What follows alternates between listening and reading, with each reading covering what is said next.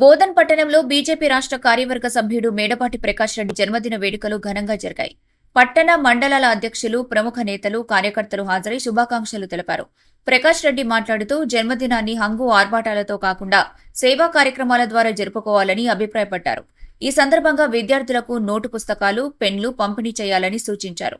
వరదలతో ఇబ్బందులు పడుతున్న ప్రజల కోసం ఎంపీఆర్ ఫౌండేషన్ తరపున 4 మండలాల్లో 1500 బ్యాగుల నిత్యావసర సరుకులు పంపిణీ చేస్తున్నట్టు ఆయన వెల్లడించారు. ప్రజల అవసరాలపై స్పందించే నాయకుడిగా తన గుర్తింపు కొనసాగిస్తానని ప్రకాష్ రెడ్డి అన్నారు.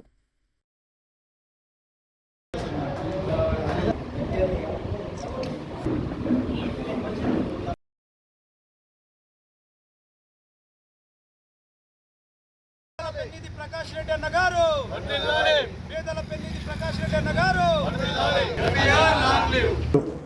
నా పుట్టినరోజు సందర్భంగా ఇక్కడికి వచ్చి ప్రతి మండలం నుంచి ఇక్కడికి ఇచ్చేసి శుభాకాంక్షలు తెలిపిన కార్యకర్తలందరికీ పేరు పేరున ధన్యవాదాలు తెలియజేసుకుంటూ, ఒక కుటుంబ సభ్యులుగా నన్ను ఈరోజు ఆశీర్వదించినందుకు రాబోయే రోజుల్లో కూడా అందరికీ మనం ఒక కుటుంబంలాగా ఉండి సహాయ సహకారాలు అందించుకోవాలని చెప్పి కోరుకుంటూ ధన్యవాదాలు.